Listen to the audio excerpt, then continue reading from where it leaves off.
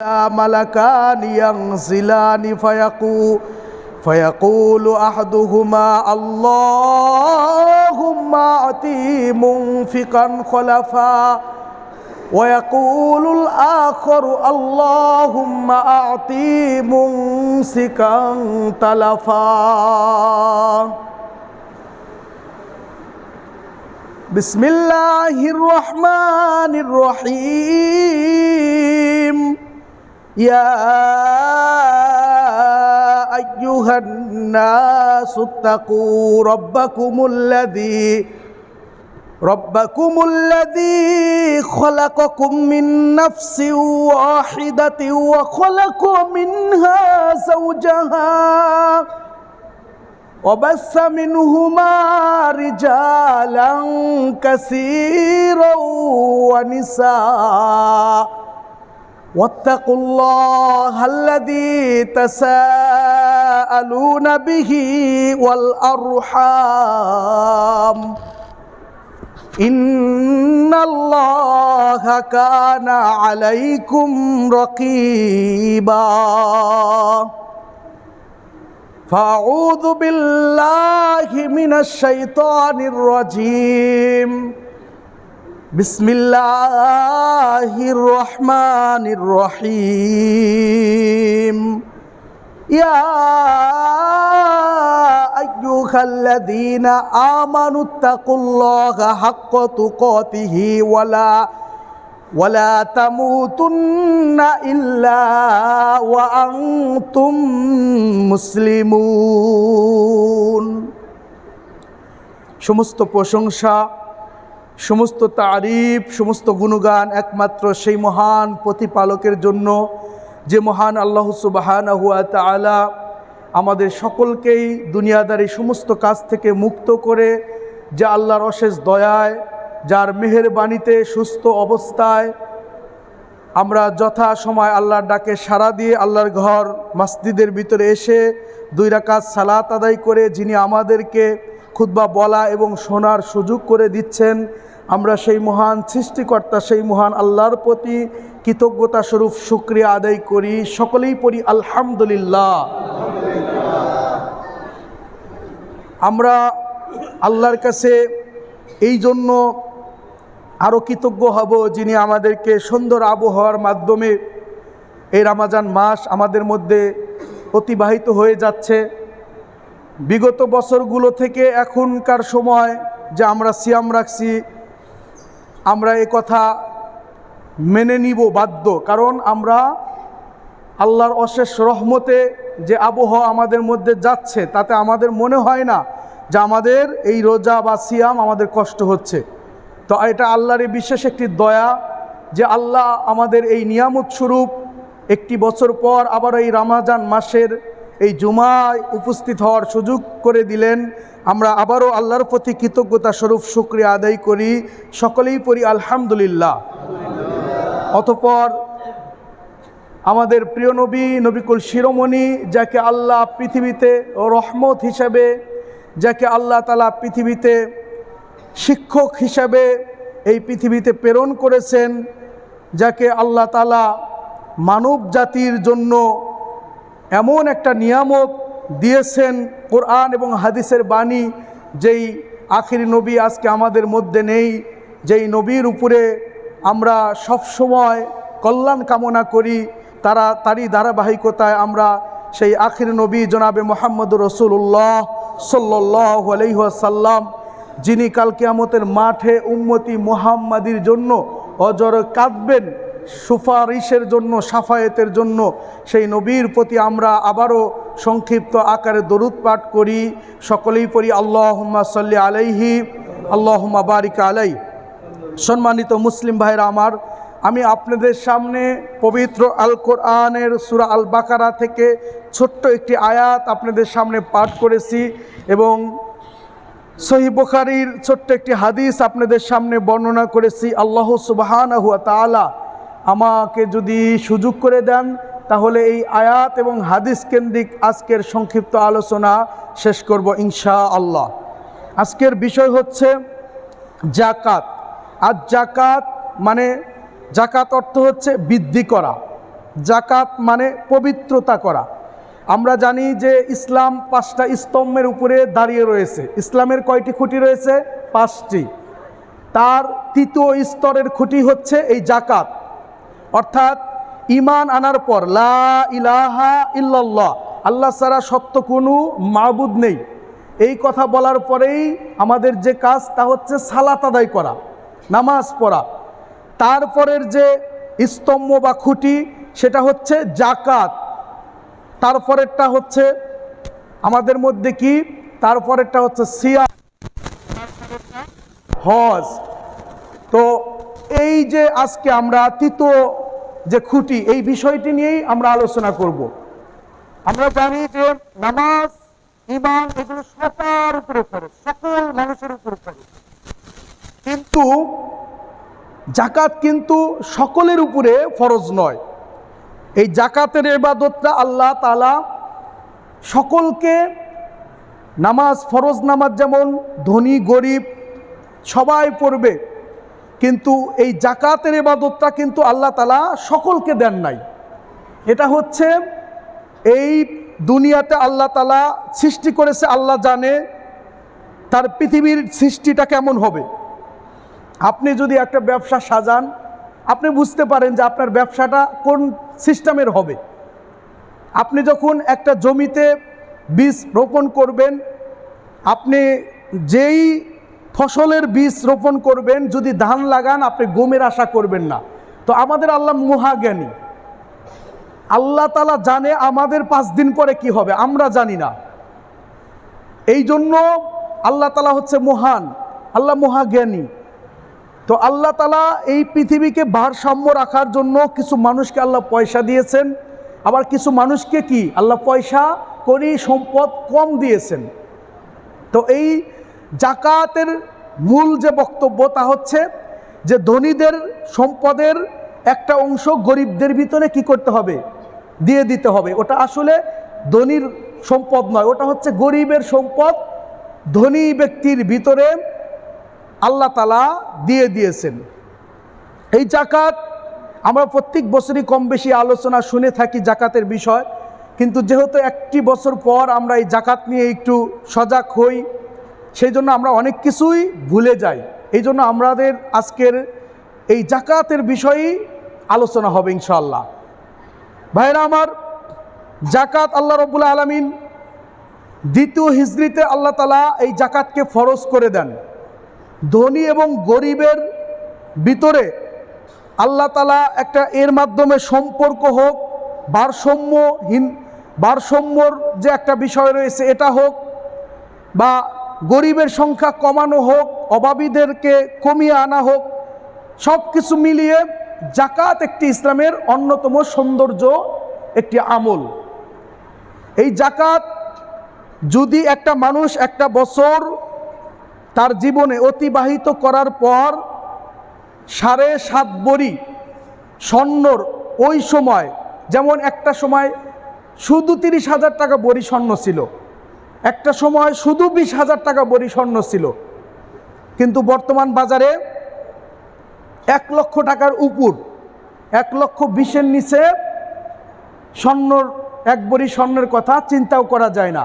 তো এই জন্য এই হাদিস হচ্ছে চলমান, আল্লাহর এই বিধান চলমান। যখন যেই অবস্থা থাকবে, অর্থর ওই স্বর্ণের মান অনুযায়ী ওই যে দিনার বা টাকা যেটাই হোক না কেন, 7.5 ভরি স্বর্ণের সমপরিমাণ টাকা মূল্য বাহির করে শতকে 2.5 টাকা, প্রতি লাখে 2,500, এভাবে যত টাকা একজনের হবে তত। যদি একজনের 10 লক্ষ টাকা থাকে তাহলে তার 25,000 টাকা, 20 লক্ষ টাকা থাকলে 50,000 টাকা।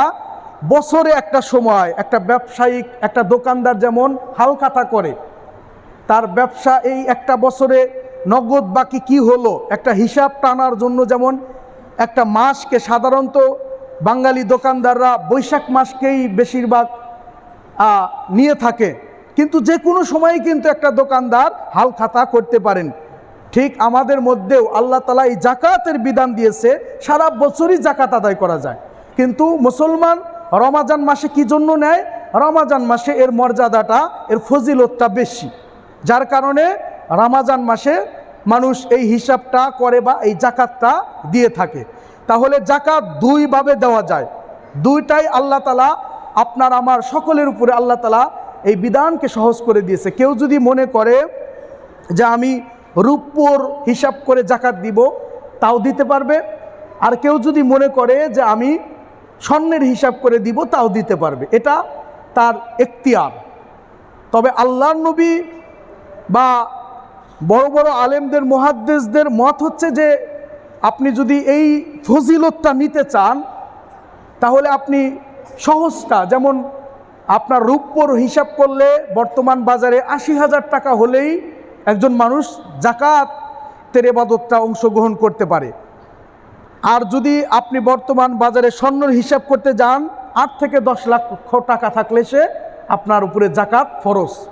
আপনি যে কোনো দুইটার একটা নেবেন, কোনো সমস্যা নেই। আপনি রূপোর হিসাব করেও নিতে পারেন, অথবা আপনি স্বর্ণের হিসাব করেও নিতে পারেন। এই জাকাতের বিষয় আল্লাহ তাআলা পবিত্র আল কোরআনে ৮২ জায়গায় আলোচনা করেছেন। জাকাত এমন একটা গুরুত্বপূর্ণ, যেখানেই নামাজের কথা সেখানেই জাকাতের কথা। শুধু আল্লাহর নবীর উপরে নয়, যখন মুসা আলাইহিস সালামের কথা এসেছে, তখন মুসা আলাইহিস সালামের পরেই নামাজের, তার ওই বিধানের পরেই হচ্ছে জাকাতের কথা বলা হয়েছে। যখন ইব্রাহিম নবীর কথা বলা হয়েছে, তখনও জাকাতের কথা বলা হয়েছে। জাকাত যে শুধু উম্মতি মুহাম্মাদের উপর তা নয়, এই জাকাতের বিধান অন্য সময়েও ছিল। এই জন্য আল্লাহ রাব্বুল আলামিন পবিত্র আল কোরআনের ৮২টি জায়গায় এই জাকাতের বিষয় নিয়ে আলোচনা করেছেন। সরাসরি জাকাত নিয়ে কথা বলেছেন আল্লাহ তাআলা ৩০ জায়গায়। আর জাকাত এই শব্দের মাধ্যমে আল্লাহ তাআলা ৩০ জায়গায় পবিত্র আল কোরআনে এই শব্দকে সরাসরি ব্যবহার করেছেন। আবার আল ইনফাক এই শব্দের মাধ্যমে আল্লাহ তাআলা ৪৩ জায়গায় জাকাতের কথাকে প্রকাশ করেছেন। তারপর as-সাদাকা এই শব্দটা পবিত্র আল কোরআনের ৯টি জায়গায় রয়েছে। এই মোট ৮২ বার আল্লাহ তাআলা জাকাতের কথা বলেছেন। তাহলে জাকাত একটি গুরুত্বপূর্ণ ইবাদত। এই জন্য আল্লাহ রাব্বুল আলামিন বলেন, ওয়া আকিমুস সালাতা ওয়া আতুজ যাকাতা ওয়ারকাউ মা'আর রাকিঈন। আল্লাহ রাব্বুল আলামিন বলেন, ও দুনিয়াবাসীরা তোমরা শোনো, আকিমুস সালাতা, তোমরা সালাত কায়েম করো। সালাতের কথা আল্লাহ আগে বলেছেন। যে ব্যক্তি নামাজ না পড়বে, ওই ব্যক্তির কোনো ইবাদতই আল্লাহর কাছে গৃহীত হবে না। ঈমান আনার পর আমাদের মধ্যে অনেক মানুষ আছে, দেখবেন যে অন্য ইবাদতে ফাঁস, কিন্তু নামাজ আসে না। অথচ আল্লাহ যেখানেই কুরবানির কথা বলেছেন, ফাসল্লি লিরাব্বিকা ওয়ানহার, কুরবানির কথা বলছেন, আগে আল্লাহ কি বলছেন? যে তোমরা আল্লাহর নামে কুরবানি করার আগে নামাজের কথা বলছেন। তোমরা সালাত কায়েম করো, নামাজে অংশগ্রহণ করো এবং তোমার আল্লাহর নামে কুরবানি করো। প্রত্যেকটা বিধানের পূর্বে জিহাদের ময়দানে যাওয়ার আগে আল্লাহ তাআলা আগে বলেছে নামাজ পড়ো, নামাজ আদায় করো। এই নামাজটা হচ্ছে সরাসরি আল্লাহর জন্য। এই রমাজান যেমন আল্লাহর জন্য, এই নামাজটাও হচ্ছে আপনি আল্লাহ তাআলা, স্বয়ং আল্লাহ তাআলার জন্যই। জাকাত আল্লাহ তাআলা নেয় না। জাকাত কি নেয়? কুরবানির বিধান আল্লাহ নেয়। কুরবানির গোশত আমরাই খাই, সব কিছু আমরাই ভোগ করি। জাকাত আমাদের মধ্যে মানুষই নেয়। কিন্তু এই নামাজটা এমন ইবাদত যে নামাজ অন্য ইবাদতকে কি করে? আপনার গৃহীত করে। অন্য ইবাদতকে, যেমন ওযু নামাজকে পরিপূর্ণতা দেয়, ঠিক হচ্ছে এই নামাজ হচ্ছে অন্য ইবাদতকে পরিপূর্ণতা দেয়। এই জন্য ভাইরা আমার, আল্লাহ বলছেন ওয়া আকিমুস সালাতা, তোমরা সালাত কায়েম করো, ওয়া আতুজ যাকাতা, তোমরা তোমাদের সম্পদের যাকাতগুলো তোমরা আদায় করো। তাহলে আল্লাহ তাআলা নামাজের পাশাপাশি যাকাতের কথা বলছেন।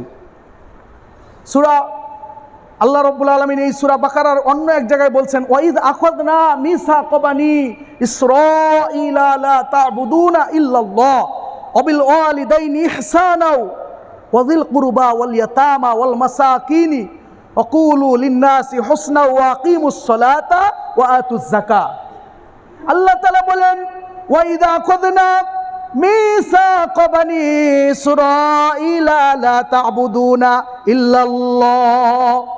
তোমরা কি করো না বনি ইসরাইলদেরকে, আল্লাহ বলেন আমি যখন বনি ইসরাইলদের কাছ থেকে প্রতিশ্রুতি নিয়েছিলাম, তাদেরকে বলেছিলাম তোমরা কখনোই কোনো অবস্থাতেই আল্লাহর সাথে কাউকে শিরক করো না, আল্লাহর সাথে শরিক করো না, এবং তোমরা কি করো না, ওয়াইদা আখাযনা মিসাকা বানি ইসরাঈলা লা তা'বুদুনা ইল্লাল্লাহ। এখানে অনেকগুলো কথা রয়েছে, যেহেতু আমার অনেক কথা রয়েছে আমি শুধু মূল কথাটা বলছি। এখানে প্রতিবেশীর সাথে ভালোবাসার কথা বলা হয়েছে, বাবা মার সাথে ভালো ব্যবহার কথা বলা হয়েছে, নামাজের কথা বলা হচ্ছে, নামাজের পরেই যাকাতের কথা বলা হচ্ছে। ওয়াকিমুস সালাতা ওয়া আতুজ যাকাতা ওয়া মা তুকদ্দিমু লিআনফুসিকুম মিন খায়রিন তাজিদুহু ইনদাল্লাহ। আল্লাহ তাআলা এই আয়াতেও আল্লাহ তাআলা বান্দাদের উদ্দেশ্য করে বলছে, তোমরা সালাত আদায় করো, নামাজ কায়েম করো এবং তোমাদের সম্পদের যাকাত প্রদান করো। তাহলে আমি আপনাদেরকে বোঝাতে চাচ্ছি যে যাকাত একটি গুরুত্বপূর্ণ ইবাদত, এটা কোনো সাধারণ ইবাদত নয়। আল্লাহর নবী যখন দুনিয়া ছেড়ে চলে গেলেন, হযরত আবু বকর রাদিয়াল্লাহু তাআলা আনহু যখন খলিফা নিযুক্ত হলেন, তখন তার যুগে অনেক মানুষ মুরতাদ হয়ে গিয়েছিল। নবী যখন মারা গেলেন তখন ইসলাম থেকে অনেকেই বাহির হয়ে গিয়েছিল। মুনাফিকদের কারা মুনাফিক প্রকাশ্যে তারা ইসলামের অনেক বিধান অস্বীকার করা শুরু করে দিয়েছিল। তার ভিতরে এক দল বাহির হয়েছিল যে আমরা নামাজ পড়ব কিন্তু আমাদের সম্পদের যাকাত দিব না, কারণ সম্পদের যাকাত কিন্তু এটা বিশাল বড় মনের ব্যাপার। আপনার একজনের যদি 1000 ছাগল থাকতো, ছাগলের যাকাত হচ্ছে প্রত্যেক 40টা ছাগল হলে একটা ছাগল যাকাত দিয়ে দিতে হবে। তাহলে যদি 1000 ছাগল থাকে, কতটি ছাগল, কতটি দুম্বা চলে যাবে। যদি আপনার 30টা গরু থাকে, তাহলে এই 30টা গরু থেকে একটা গরু কি করতে হবে, যাকাত দিয়ে দিতে হবে। যদি আপনার 25টা উট থাকে, তাহলে 2 বছরের একটি উটের বাচ্চা যাকাত দিয়ে দিতে হবে। তাহলে ভাইরা আমার, এই যাকাত শুধু যে স্বর্ণের রূপের ভিতরে সীমাবদ্ধ তা নয়, সম্পদের যাকাত রয়েছে। আপনার এরকমভাবে ক্ষেতের ফসলের যাকাত রয়েছে, এরকমভাবে ব্যবসার পণ্যের যাকাত রয়েছে। এই বিধানগুলোই আমি আপনাদেরকে বলবো। আমাদের যে যাকাতের সিস্টেমটা আজকাল দেখা যায়, আমি মনে করি এটা পুরা একটা অন্যায়।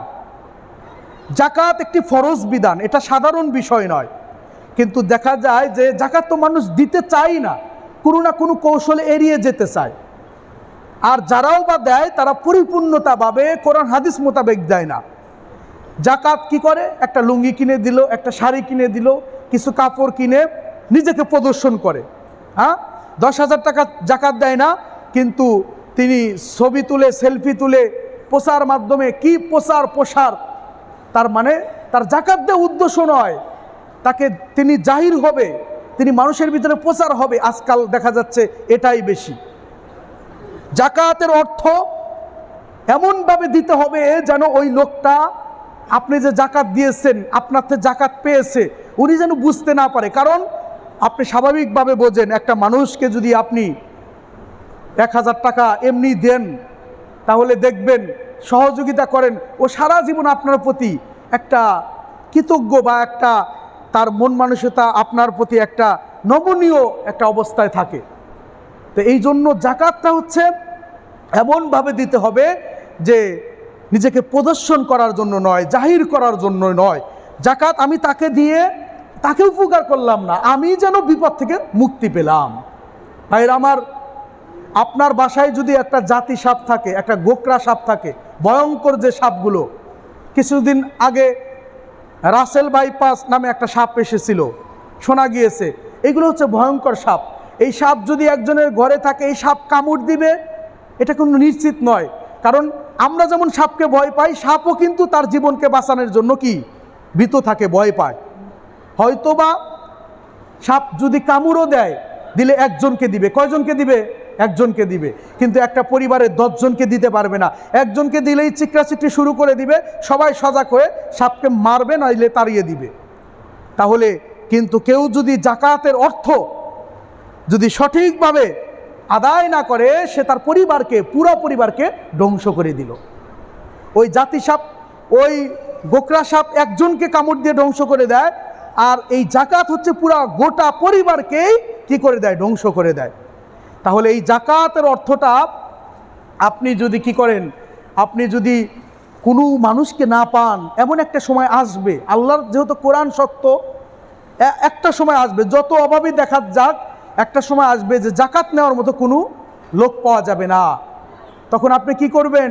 ওই যে ডাস্টবিনে ময়লাগুলো লোকের মাধ্যমে নিয়ে দূরে ফেলে দিয়ে আসে, ওই ডাস্টবিনে যেমন আপনার বাড়ির আবর্জনা ময়লা ওইগুলো যেমন ফেলে দিয়ে আসেন, আপনার ওই জাকাতের অর্থগুলো, ওই জাকাতের মালগুলো ওই ডাস্টবিনের ময়লার মতো ফেলে দিতে হবে।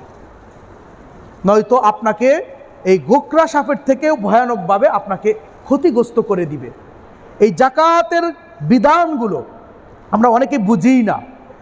7.5 ভরি স্বর্ণ যদি আপনি একটা যৌথ ফ্যামিলি, ভিন্ন ভিন্ন থাকেন সেটা আলাদা, কিন্তু আপনি একটা যৌথ ফ্যামিলি থাকেন, আপনার ছেলের বউ রয়েছে, আপনার স্ত্রী রয়েছে, আপনার মায়ের রয়েছে, এরকমভাবে যদি 7.5 ভরি স্বর্ণ হয়ে যায়, তাহলে আপনার কি করতে হবে? ওই স্বর্ণের বাজার মূল্য, যখন যে বাজারটা থাকবে, ওই বাজার মূল্য আপনি হিসাব করে যে টাকাটা আসবে, ওই টাকাটা শতকে 2.5 টাকা করে হিসাব করে আপনার জাকাত দিতে হবে।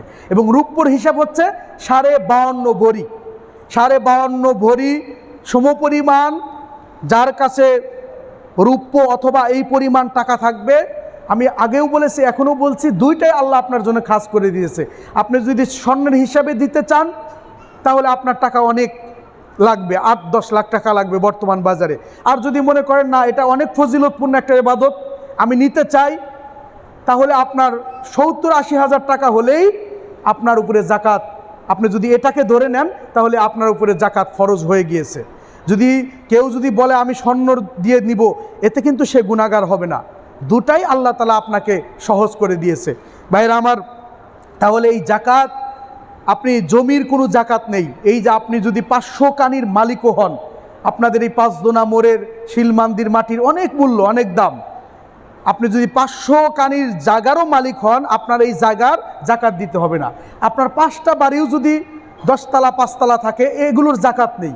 কিন্তু এই বাড়ি থেকে যে ভাড়া পাবেন, এই ভাড়া পাওয়ার পরে যে টাকাটা, এই টাকাটা যদি আপনার নিসাব পরিমাণ হয়, 1 বছর গুচ্ছিত থাকে, তখন ওই টাকা হিসাব করে আপনাকে জাকাত দিতে হবে। বাইরে আমার, আপনি বাড়ি ভাড়ার টাকা পেলেন, আপনার ডিপিএসে টাকা আছে, আপনার বিকাশে টাকা আছে, নগদে টাকা আছে, বাড়িতে কিছু টাকা আছে, সব কিছু মিলে যখন আপনার এই নিসাব পরিমাণ হয়ে যাবে, তখন আপনার যদি কিছু ঋণ থাকেন, যে আপনি 1 লাখ টাকা ঋণ আছেন, ঋণগুলো মাইনাস করে আর যে টাকা হয় ওই টাকার আপনি জাকাত দিবেন। আবার অনেক লোক রয়েছে জানতে চান যে হুজুর, আমি তো টাকা অনেকের কাছে পাই। হ্যাঁ, পাইলে ওই টাকারও আপনাকে জাকাত দিতে হবে।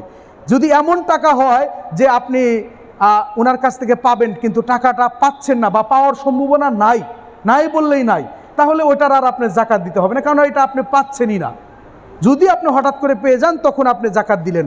কিন্তু এমন টাকা যে আপনি হয়তোবা এখন পাচ্ছেন না, কিন্তু পরবর্তীতে এই জাকাতের টাকা পেয়ে যাবেন, এই হাওলাতি টাকা পেয়ে যাবেন, তাহলে ওই টাকাকেও যুক্ত করে আপনার জাকাত দিতে হবে। ভাইরা আমার, জায়গা জমিনের জাকাত নেই, তবে জায়গা জমিনের জাকাত আছে। কোনটা? যে আপনি বাপদাদার পৈতৃক সম্পত্তি পেয়েছেন, অথবা আপনি জায়গা কিনলেন, কিন্তু আপনি বিক্রি করবেন এই নিয়তে না, কিনেছেন, টাকা আছে, কিনলেন, আপনি ছেলে মেয়ে আছে, ভবিষ্যতে বাড়ি করবেন, বাড়ি করে ভাড়া দিলেন বা যে কোনো করবেন, এই নিয়তে কিনলেন, তাহলে আপনি, এটা তো ব্যবসা না, এই জায়গার জাকাত নেই। কিন্তু আপনি হচ্ছে জায়গা জমিনের ব্যবসা, আপনি জায়গা কেনেন আর বিক্রি করেন, এটা একটা ব্যবসা, তাহলে এখানে যে টাকা ইনভেস্ট করেছেন, ওই টাকার হিসাবে আপনাকে জাকাত দিতে হবে। এটাই হচ্ছে আল্লাহর বিধান। আপনি এমনও নয় যে 2 বছর বা 6 মাস আগে কিনেছিলেন, 5 লাখ টাকা করে, এখন 7 লাখ টাকা হয়েছে, আপনি ওই 5 লাখ টাকার হিসেবে জাকাত দিবেন না। বর্তমান ওই সময় যে সময় জাকাত হবে ওই সময় বাজারটা, আপনি তো একটা আইডিয়া জানেন, একটু কম বেশি হলে সেটা ভিন্ন, কিন্তু আপনি একেবারে অনেক ছাড় দিয়ে যাবেন এটা তাহলে পরিপূর্ণ হবে না। ওই সময়ের বাজার অনুযায়ী ওই আপনার টাকা হিসাব করে ওই জায়গার যে টাকা হবে ওই টাকার জাকাত আপনাকে আদায় করতে হবে।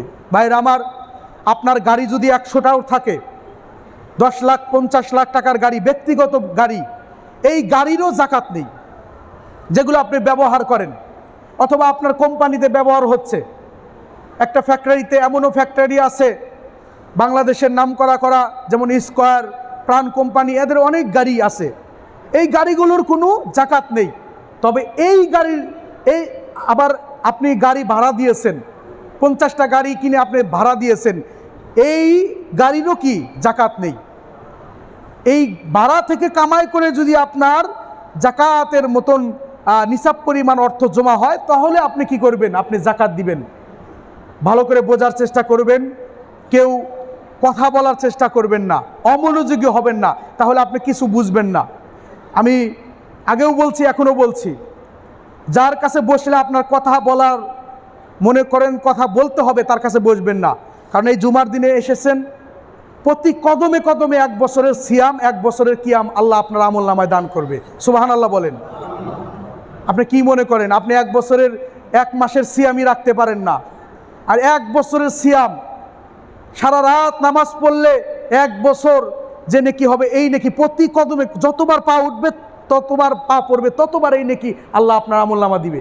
শর্ত হচ্ছে চুপচাপ করে বসে থাকতে হবে। নামাজে কি কথা বলা যায়? এই খুতবা একটা নামাজের অংশ, কিন্তু আমাদের একটা বদ অভ্যাস, বন্ধুর কাছে বসে আলাপ করব। এ যুবক, তোমাকে কে মসজিদে আসতে বলেছে? তোমার মতো যুবকের দরকার নেই, হঠাৎ করে শুধু জুমার নামাজে আসো, রমজান মাসে এসে গ্যাঞ্জাম করো। তোমাকে এই সাহস কে দিয়েছে? তোমার এই নামাজ, তোমার এই রোজা কবুল হবে না। তোমার পরিপূর্ণতা ঈমান যদি না আসে, বিশ্বাস সহকারে যদি এটা নিয়াত না করো যে আমি পিছনে কি হয়েছে বাদ, আমি এখন থেকে নিয়াত করছি আমি একদিনও ফরজ নামাজ আমি ছাড়বো না। তুমি 27 রাতে এসে গ্যাঞ্জাম করলেই কি, আর জুমার দিনে এসে গ্যাঞ্জাম করলেই কি, যদি ফরজ ইবাদত ঠিক মতো না করো। মনে রাখবা, তোমার ওই 12 রাকাত সুন্নত তোমাকে জান্নাতে নিবে না, তোমার ওই বড় বড় দান তোমাকে জান্নাতে নিবে না। তোমার অন্য অন্য অনেক ইবাদত আছে যেগুলোর অনেক ফজিলত, ওগুলো জান্নাত সহজ পাবে না। কখন পাবে জানো? যদি তুমি 5 ওয়াক্ত নামাজ সঠিকভাবে ঈমান আনার পর 5 ওয়াক্ত নামাজ পড়ো, রমজানের রোজা সঠিকভাবে আদায় করো। তুমি শুধু নামাজ, ফরজ নামাজই পড়ছো, সুন্নত পড়ছো না। তারপর তোমার যদি সামর্থ্য থাকে তুমি জাকাত দিলে, সামর্থ্য থাকলে হজ করলে, তুমি জান্নাতে চলে যাবে। কিন্তু ওই মাঝে মাঝে এসে তুমি জ্ঞানজাম করবে আর তুমি এই আমল দিয়ে জান্নাতে যাবে, যে আলেম বলবে ও তোমাকে ভুল বলছে, ও তোমাকে ঠকাচ্ছে। পরিবর্তন হও, সময় খুবই কম।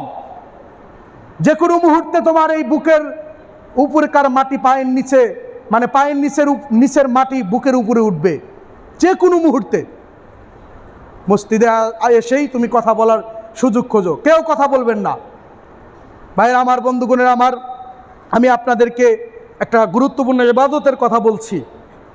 আপনারা যদি বোঝেন তাহলে সহজ হবে। আজকে আপনার জাকাত দেওয়ার সামর্থ্য নাই, আমরা দোয়া করি আগামী বছর আপনার হতে পারে, আল্লাহ তাআলা আপনাকে সুযোগ করে দিতে পারে, পারে না ভাই? তাহলে আপনি গাড়ি যদি 100টাও ব্যবহার করেন, এই গাড়ির জাকাত নেই। মনে রাখবেন, এক কথায় উত্তর পেয়ে যাবেন। ব্যবহার করার ভিতরে শুধু স্বর্ণ এবং রূপ্য, এই 2টা জিনিসেরই জাকাত রয়েছে। আর তাছাড়া আপনার বাড়িতে যদি দামি দামি খাট, এয়ার কন্ডিশনের এসি, অনেক দামি দামি আবাসপত্র থাকে, এগুলোরও কি জাকাত নেই। কিন্তু যখন আপনি একটা শোরুমে হুন্ডার ব্যবসা করেন, গাড়ির ব্যবসা করেন, এটা আপনার ব্যবসা, এখানে লক্ষ লক্ষ টাকার পুঁজি, এই হুন্ডার কত টাকা ইনভেস্ট করেছেন, এই মাইক্রো গাড়িতে কত টাকা ইনভেস্ট করেছেন, এই সাইকেলগুলোতে কত টাকা ইনভেস্ট করেছেন, এই সিএনজি গাড়িতে কত টাকা ইনভেস্ট করেছেন, প্রত্যেকটা টাকার হিসাব করে যদি নিসাব পরিমাণ হয় তাহলে আপনার কি করতে হবে? জাকাত আদায় করতে হবে। ভাইরা আমার, বন্ধুগণের আমার, আপনাকে আমি বোঝানোর চেষ্টা করছি যে জাকাত কোন সব মালের বা কিসের দিতে হয়। আপনার জমিতে ফসল ধান হচ্ছে, এই ধানের জাকাত আপনার 20 মণ হয়ে গেলেই আপনাকে 1 মণ আল্লাহ রাস্তায় দিতে হবে, এটা কোনো বছর নির্ধারিত নেই। এই স্বর্ণের টাকার যেমন একটা বছর পরে একবার, বছরে একবার, কিন্তু ক্ষেতের জমিনের ফসল যে সকল জিনিসগুলোর আপনার জাকাত দিতে হয়, যেমন ধানের জাকাত, এই জাকাতটা আপনি 3 বার যদি 3 সিজনে ধান পান, 20 মণ হবে 1 মণ জাকাত দিয়ে দিতে হবে, 40 মণ হবে 2 মণ দিয়ে দিতে হবে, 100 মণ হবে 500 মণ জাকাত দিয়ে দিতে হবে। এগুলো কোনো বছর নির্ধারিত নয়। এই জন্য জাকাত একটি ফরজ ইবাদত, যেটা মানুষকে ধ্বংসর দিকে নিয়ে যায়। জাকাত না দিলে সম্পদের আপদ বিপদ থেকে যায়, জাকাত দিলে সম্পদকে আল্লাহ বিপদ মুক্ত করে দেয়। এই জন্য আপনি গরুর জাকাত রয়েছে, কিন্তু আপনি একটা গরুর ব্যবসায়ী, আপনি গরু কেনেন বেচেন, আপনি কিনেছেন 1 সপ্তাহ পরে গরুটা বিক্রি করে দিবেন, ওটারও আপনার জাকাত দিতে হবে, ওইটা টাকার হিসাবে আপনাকে জাকাত দিতে হবে। ওটার জন্য আপনার 30টা গরু হতে হবে না, 30টা শর্ত নয়। আপনার যদি 10টাও থাকে আর ওই 10টা টাকা যদি নিসাব পরিমাণ হয়ে যায়, তাহলে 1 বছর যদি আপনার এই ঘাটতি না হয়, এই টাকাটা এভাবে গচ্ছিত হচ্ছে, আপনি একজন গরুর ব্যবসায়ী, হ্যাঁ, তাহলে আপনার এই টাকার জাকাতও আপনাকে দিতে হবে। তাহলে আপনাকে বলতে চাচ্ছি যে আপনার দোকানের যে মাল রয়েছে, এই মালের হিসাব করে আপনি পরিপূর্ণভাবে হিসাব করা অনেক সময় সম্ভব না। আইডিয়া করলেন যে আমার দোকানে 10 লাখ টাকার মাল হতে পারে, হ্যাঁ, এত টাকার আমার দোকানে বিস্কুট রয়েছে, এত টাকার চাউল রয়েছে। প্রত্যেকটা পণ্য হারাম পণ্য নয়, কিন্তু হারাম পণ্য তো অনেকেই বেচেন, বিড়ি সিগারেট তামাক জাতীয় যে দ্রব্যগুলো, এগুলো সম্পূর্ণ হারাম, এগুলোর ব্যবসাও হারাম। তাহলে আপনি যত হালাল পণ্য রয়েছে, এগুলোর ব্যবসা, এগুলো আল্লাহ তাআলা হালাল করে দিয়েছে, এগুলোর টাকা হিসাব করে আপনি কি করবেন, আপনি যেই টাকাটা হবে ওই টাকাটা আপনি জাকাত দিয়ে দিবেন। ভাইরা আমার, আসুন, জাকাত কি জন্য দিতে হবে, জাকাত না দিলে কি গজব হবে। আপনি যদি পশু পাখির জাকাত না দেন, যেমন ছাগল, গরু, উট, এইগুলোর জাকাত না দেন, তাহলে কি হবে, কাল কিয়ামতের দিন আল্লাহ তাআলা এই পশুগুলোকে মোটা তাজা করে দিবে।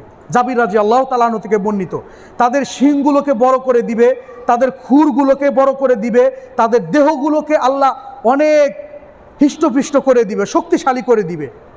তারা এই দেহ দিয়ে, যারা উটের জাকাত দেয় নাই, এই উট শক্তিশালী হয়ে ওই ব্যক্তিকে, যিনি আল্লাহর রাস্তায় অর্থাৎ ফকিরের গরিবের হক তাকে বুঝিয়ে না দিয়ে নিজের জন্য রেখে দিয়েছিল, সঞ্চয় করেছিল, আল্লাযী জামা মালাহু আদ্দাদা, যারা আল্লাহর রাস্তায় ব্যয় না করে নিজের মনে করে করে হিসাব করে করে সম্পদগুলো রাখে, তাদের এই সম্পদগুলো চূর্ণ বিচূর্ণকারী স্থানে তাদেরকে একদিন নিক্ষেপ করবে।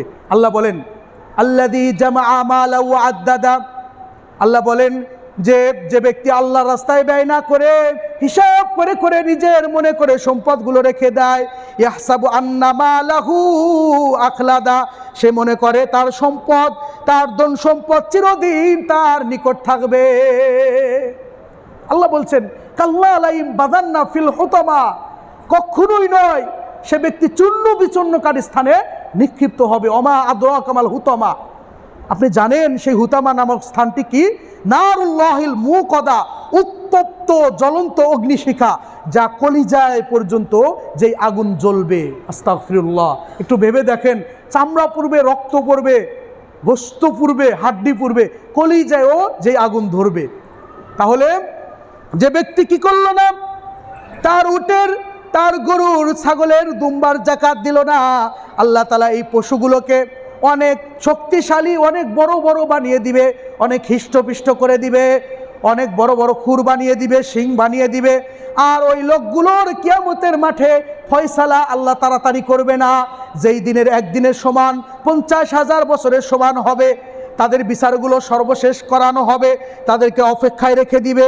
শুধু অপেক্ষায় নয়, তাদের ওই জাকাতকৃত ওই মালগুলো তাদেরকে খুর দিয়ে পিষানো হবে, পারাতে থাকবে। একবার পারিয়ে যাবে, আবার পারাবে, একবার আবার পারাতে থাকবে, আবার পারাবে। দেখেন না, আমরা হয়তোবা জানি, আপনারা অনেকেই যারা বয়স্ক মানুষ তারা দেখেছেন যে আগে ধান যখন কি করতো, গাছ থেকে ছাড়াতো, গরু দিয়ে মলন দিত আমাদের এলাকার ভাষায়, হ্যাঁ, এটা চারদিকে গরু পাড়ারেই ধানটা নিচে পড়ে যেত। ঠিক এরকম কিয়ামতের মাঠে এই সকল যারা তাদের এই পশু পাখির জাকাত দেয় না, তাদের এই পশুর খুরগুলো দিয়ে তাদেরকে কি করা হবে, এরকম মলনের মতো দেওয়া হবে। ও ভাইরা আমার, মা বোনেরা, এসেছেন কৃপণতা করেন শুধু কিভাবে একটা রুম বাড়াবেন, আবার মাস শেষে 4,000 টাকা বেশি ভাড়া পাবেন, এই চিন্তায় ব্যস্ত। আমি আপনাকে বলছি, আসুন আল্লাহ তাআলা যারা কি করবে, যারা এরকমভাবে স্বর্ণরূপোর জাকাত দিবে না, এই স্বর্ণরূপ এরকমভাবে তামা এরকমভাবে উত্তপ্ত তাপ দেওয়া হবে, আগুনের ভিতরে ছেড়ে দেওয়া হবে, যা এরকমভাবে এত উত্তপ্ত হবে যেগুলো কি করা হবে, তাদেরকে যেগুলোর মাধ্যমে কষ্ট আযাব দেওয়া হবে। যারা টাকা পয়সা অর্থ সম্পদের জাকাত দিবে না, মালের হিসাব করে টাকা বাহির করে জাকাত দিবে না, তাদের এই সম্পদগুলোকে আল্লাহ তাআলা বিশাল ভয়ঙ্কর কর এরকমভাবে গুকরা সাপের থেকেও ভয়ঙ্কর বিষাক্ত আলা সাপ বানিয়ে তাদের গলায় পেঁচিয়ে দেওয়া হবে। তারা একটু পরে পরেই তাদের কপালে তাদের মুখে এই সাপগুলো কামড়াতে থাকবে। সহ্য করার মতো নয়। এই জন্য ভাইয়ের আমার, ফাঁকি দেওয়ার চেষ্টা করবেন না। জাকাত দিলেন না মানে এই যে দেখেন না, কত নেতা, কত পয়সা, কত ক্ষমতা ছিল, আজকে নিজের বাড়িতেও থাকতে পারে না। আজকে কেউ বা জেলে, কেউ বা আত্মগোপনে, কেউ বা ভিন দেশে। তাহলে এই টাকা পয়সা স্থায়িত্ব নয়, আপনাকে সাময়িকভাবে দিয়ে আল্লাহ পরীক্ষা নিচ্ছে। অতএব আল্লাহর দেওয়া মাল আল্লাহকে দিবেন, আপনার কি সমস্যা? গরিবের হক আপনার ভিতরে আল্লাহ দিয়েছে, আপনাকে তো বলে নাই যে 10 লক্ষ টাকার 10 লক্ষই দিয়ে দাও, 1% সাধারণ পার্সেন্ট। এই জন্য এই টাকাটা কেউ কৃপণতা করবেন না। আপনি এই টাকা দিলেন মানে নিজের সম্পদকে পবিত্র করে নিলেন, আপনার সম্পদ আল্লাহ বৃদ্ধি করে দিবে। উল্টা কথা মনে হয়, দেখা যায় কমে যাচ্ছে, কিন্তু কোরআন হাদিস বলছে বৃদ্ধি হচ্ছে। এটা আপনি বুঝবেন না। বরকত যে কি জিনিস এটা বুঝতে চাইলে আপনি কিছু লোকের দিকে খেয়াল করবেন, আল্লাহ তাদের কম ইনকাম দিয়ে কোনো বিপদ, বড় বড় বিপদ দেয় না। হয়তোবা মাঝে মধ্যে দিয়ে একটা পরীক্ষায় ফেলে, কিন্তু ওইভাবে না। যারা লক্ষ লক্ষ টাকার কামাই করার পরেও যাদের হাই হুতাশ দূর হয় না, যাদের অভাব অনাটন দূর হয় না, হসপিটালে দৌড়াদৌড়ি দূর হয় না। ভাইরা আমার, এই জন্য যদিও এই কথাতে ভিত্তি করে কাউকে তুচ্ছ করবেন না, কারণ একজনকে আল্লাহ রুগী বানিয়েছে মানে তাকে আল্লাহ তাআলা পরীক্ষা নিচ্ছেন, এর মাধ্যমে তাকে উত্তম করতে পারে। ঠিক না ভাই? আমরা কেউ কাউকে তুচ্ছ মনে করব না। একজন মানুষ নতুন নামাজে আসছে দেখে তাকে আমি তুচ্ছ তাচ্ছিল্য মনে করব, এটা কি ঠিক? কখনোই নয়। তাহলে এই রমজান মাস হচ্ছে বরকতের মাস। ভাই, আরও বাকি অনেক কথা রয়েছে, সময় কম বলা যাবে। আমি আপনাদেরকে উদাত্ত আহ্বান জানাবো যে জাকাত হচ্ছে ফরজ বিধান। দান করলে আপনি কবরের আযাব মাফ করে নিলেন, জ্বলন্ত আগুনকে নিভিয়ে নিলেন, তারপরে গুনাহগার হবেন না। কিন্তু জাকাত না দিলে আপনি গুনাহগার হবেন, এটা আপনি ফরজ লঙ্ঘন করলেন। অতএব আপনি স্বর্ণর হিসাবে যদি দেন, তাহলে বর্তমান বাজার আপনি তো বোঝেন যে 22 ক্যারেট স্বর্ণ বর্তমান 1,20,000-এর নিচে দিবে না। হ্যাঁ, 1,50,000 যদিও বাজারের হিসাব, কিন্তু কিছু কমে কিনতে গেলে পাওয়া যায় মনে হয়। তো যাই হোক, তারপরেও 10 লাখের নিচে নয়। তাহলে হিসাব করলে আপনি সহজটা যদি নিতে চান, তাহলে রূপপুর হিসাবে নেবেন, 1200-1300 টাকা ভরি, 70-80 হাজার টাকা। যদি মনে করেন আমি এই নেকি নিতে চাই, কি নেকি? যে আপনার মালের নিরাপত্তা হয়ে যাবে, আল্লাহ আপনার সম্পদকে বৃদ্ধি করে দিবে, বিপদ আপদ আল্লাহ কি করে দিবে, মিটিয়ে দিবে, দূর করে দিবে। প্রতি সময় ফেরেশতা আপনার জন্য দোয়া করবে। ক্বালা মা মিন ইয়াউমিন ইসবিহুল ইবাদু ফিহি ইল্লা মালাকানি ইয়ানজিলানি ফায়াকুলু আহাদুহুমা আল্লাহুম্মা আতি মুনফিকান খলাফা ওয়া ইয়াকুলুল আখারু আল্লাহুম্মা আতি মুমসিকান তালাফা। আমার নবীজি বলেন যে প্রত্যেকটা রজনীতে মাদম সন্তান যেখানেই ঘুমালো, আপনার মেয়ের বাড়িতে ঘুমিয়েছেন, নিজের বাড়িতে ঘুমিয়েছেন, আপনি একজন মুসাফির মসজিদে এসে ঘুমিয়েছেন, যেখানেই রাত করে সেখানেই 2জন ফেরেশতা অবতীর্ণ হয়। তার একজন ফেরেশতা যিনি আল্লাহর রাস্তায় ব্যয় করে, এই ব্যক্তির জন্য দোয়া করতে থাকে, আল্লাহ তুমি তাকে কল্যাণের পথে রাখো, তার আপদ বিপদ দূর করে দাও, তার কামাই কাজিতে বরকত দিয়ে দাও, তার সম্পদের কোনো বিপদ আপদ দিও না, তার অজানা যত রকমের মুসিবত আছে সমস্ত মুসিবত থেকে মুক্ত করে দাও। সুবহানাল্লাহ। আর যিনি আল্লাহ রাস্তায় ব্যয় থেকে নিজেকে আড়াল করে রাখে, বিরত করে রাখে, এই ব্যক্তির জন্য বদদোয়া করতে থাকে, অকল্যাণ যেটা তার জন্য গজবের বদদোয়া করতে থাকে। আল্লাহ তার বিপদ দিয়ে, তার সম্পদ আছে তাই কি, তার এত এত জায়গা জমিন, মিল ফ্যাক্টরি, এত বাড়ি, সমস্যা নেই, কিন্তু ওটার ভিতরে তুমি শান্তি দিও না, এই জন্য দেখবেন অনেকের সম্পদ থাকলেও স্বামী স্ত্রী সবসময় কিলে কিলে থাকেই, মিল মোহব্বত নেই, সন্তান বাবাকে মানে না, এরকম আছে না ভাই? এগুলো হচ্ছে এই ফেরেশতাদের বদদোয়ার একটা বাস্তবতা। এই জন্য আমি আপনাদেরকে ভালোবাসি বিদায় এই কথাগুলো বলছি। আপনারা যারা জাকাতের উপযুক্ত, কেউ কোনো কৌশলে যে আমি ব্যাংক থেকে লোন নিয়ে ওটাকে ঋণ দেখিয়ে আমি এদিক সেদিক বাঁচিয়ে যাব, আল্লাহর থেকে বড় কৌশলী পৃথিবীতে কেউ নেই। আল্লাহ কিন্তু যেদিন টান দিবে, আল্লাহ সুতা ধরে রেখেছে, সুতা একেবারে ছেড়ে দেন নাই, আল্লাহ ছাড় দেন, ছেড়ে দেন না। অতএব আমি প্রত্যেকটা ভাইকে, আমাদের মা বোনেরা আলহামদুলিল্লাহ আপনারা এসেছেন, অনেক ভাইয়েরা দান করতে চাইলে মা বোনরা কি করে, তারা বাধা দেয়, হ্যাঁ এত দিও না, এগুলো করা যাবে না। আপনার মন মানসিকতা মা খাদিজা রাদিয়াল্লাহু তাআলা আনহার মতো হতে হবে। তার সম্পদ দুই হাতে ছড়িয়ে দিয়েছে, বিলীন করে দিয়েছে। তাহলে জাকাতের আরও বিষয় রয়েছে। তাহলে আমি আপনাদের একটা কথা স্পষ্ট করতে চাই, জাকাত মানে লুঙ্গি দেওয়া, জাকাত মানে শাড়ি কাপড় দেওয়া, এই বিধান আপনি করবেন না। জাকাত, সম্পদের জাকাত হচ্ছে টাকা দিয়ে দিবেন, ওটা ওর টাকা, ও চাল কিনবে নাকি মার্কেট করবে নাকি একটা ঘর বানাবে নাকি একটা গাড়ি কিনবে, সেটা তার ব্যাপার, আপনার অধিকার নেই, আপনি তাকে বাজার করে দেওয়ার কি। আমরা উল্টা করি, ফেরতা যেটা, এই ফেরতাটা হচ্ছে খাদ্যদ্রব্য, তো এটা হচ্ছে মিসকিন গরিবের হক, খাদ্যদ্রব্য দিয়ে দিতে হবে। কিন্তু আমরা কি করি, এটা অর্থ দিয়ে দেই আর জাকাতেরটা আমরা মাল দিয়ে দেই, কিন্তু জাকাত দিতে হবে অর্থ দিয়ে। হ্যাঁ, আপনি টাকা দেন, একজন মানুষের তার চিকিৎসারও প্রয়োজন হতে পারে, তার ঘরে খাবার না থাকতে পারে, আর ওর কাপড় দিয়ে কী হবে? অনেক গরিব মানুষ 20টা কাপড় পেয়ে যায়, হ্যাঁ, আর এমন কাপড় দেয় যে একবার পরলে আর কোনো অস্তিত্ব থাকে না। অতএব ভাইরা আমার, যেভাবে বিধান, আল্লাহর বিধান রয়েছে ওইভাবেই আপনি পালন করুন। তো আমি আপনাদেরকে, রমাজান মাস মানে বরকতের মাস, রমাজান মাস কি বরকতের মাস, আমি আপনাদেরকে উদারত আহ্বান জানাবো যে এই শিল মন্দির বাংলাদেশে একটা ঐতিহাসিক সুনাম রয়েছে। আপনারা জানেন যে 2 দিন আগে আমাদের মধ্যে হঠাৎ করে নূর মোহাম্মদ বর্ধমানী সাহেব এসেছিল। উনি উনার ভালোবাসা থেকে নিজের থেকে আমার কাছে ফোন করেছে, এই জন্য এসেছে। তা আমাদের কাছে অনেকে আসে, বিশেষ করে প্রতি জুমাই বা প্রায় নামাজেই মানুষজন আসে। আপনারাও মুক্ত হস্তে দান করেন। অনেক জায়গা থেকে আমি চিনিও না কোত্থেকে নাম্বার জোগাড় করে, টেলিফোন করে। মানুষ অসহায় দেখেই তো আসে, নাকি ভাই? একটা মানুষ যদি অসহায় না হয় তাহলে তো মানুষের কাছে হাত পাতে না। এই জন্য আপনারা মুক্ত হস্তে দান করবেন, এটা আপনাদের গর্বের বিষয় যে আপনাদের কাছে মানুষজন আসে, আপনাদের কাছে পায় বিদায়, সারা পায় বিদায় আসে। 2 হাতে দান করবেন। যারা জাকাত দেওয়ার সামর্থ্য রাখেন না, তারা দান করে সবকে লুটিয়ে নেবেন। আপনারা জানেন যে আমাদের এই মসজিদের পাশাপাশি আমাদের এই সামাজিক জামিয়া দারুস সুন্নাহ মাদ্রাসা, আপনাদের সকলের মাধ্যমে এই মাদ্রাসা হয়েছে বা হচ্ছে। আমরা চাই এটা আরও বড় মানের হবে। এক সময় এই মাদ্রাসার মাধ্যমে এই আপনাদের এলাকাটা আলোকিত হবে। আজকে যুবকদের কেন সোজা পথে আনা যায় না? কেন যুবকরা তার বাবা মার কথা শোনে না? কারণ দিন শিক্ষা তাদের ভিতর নেই। একটা দিন শিক্ষা যদি থাকে, আমি যে একজনের সামনে, ঘরের সামনে রাত 12টা পর্যন্ত আড্ডা দেই, জোরে জোরে কথা বলি, আমার কি এই হুঁশ নাই যে ওই লোকটা তো ইবাদতও করতে পারে বা ওই বাড়িতে অসুস্থ থাকতে পারে? তোমাকে কি শুধু মুখ দিয়ে না করলেই না করতে হবে? তোমার কি এই বুদ্ধিটা নেই? একদল এসে 12টা 1টা পর্যন্ত আড্ডা দাও, আর একদল এসে ফজরের সময় থেকে আড্ডা দাও। তোমার বাড়ির সামনে যদি 2 দিন আড্ডা দেওয়া যায় কেমন হবে? সাবধান, তোমাকে সাবধান করছি।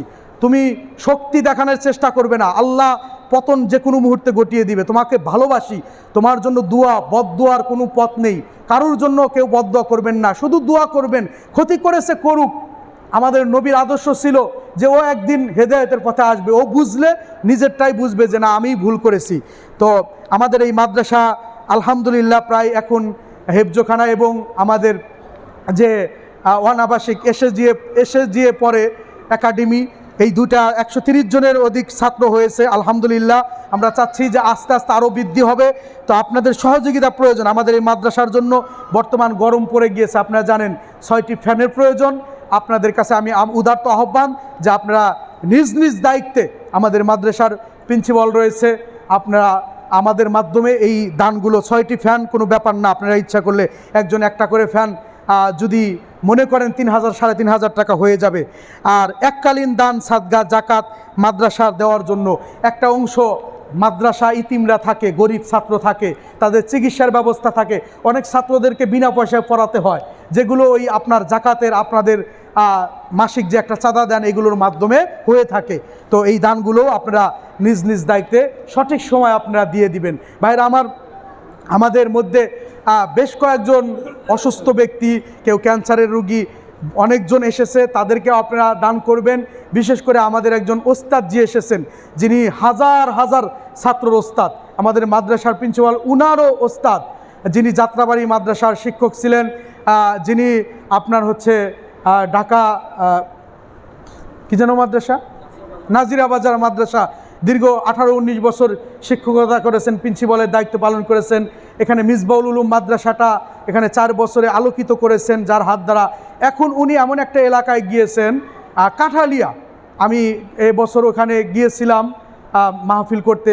আমাদের আহলে হাদিস সমাজ 500-700, আমাদের এই সমাজের থেকেও বড় সমাজ, 500 থেকে 600 ঘরের সমাজ, কিন্তু এই আহলে হাদিস সমাজের ঘরে ঘরে মাজার হয়ে গিয়েছে, অনেকগুলো মাজার হয়ে গিয়েছে। কারণ ওইখানে একটা সাইট অবহেলিত এলাকা, আলেম ওলামাও যায় না, ওইখানে দিনই কোনো প্রতিষ্ঠানও নেই। তো আলহামদুলিল্লাহ এমনি একটা প্রতিষ্ঠান, অনেক দিনের পুরাতন প্রতিষ্ঠান রয়েছে, কিন্তু সুযোগ সুবিধা কমের কারণে আলেম ওলামারাও ওখানে যেতে চায় না। তো আমাদের ওস্তাদজি উনি নিজে থেকেই ওইখানে কয়েক মাস ধরে গিয়েছেন। তো উনি আমাকে আগেই ফোন করেছিল, ওখানে মাদ্রাসারও কাজ ধরেছে।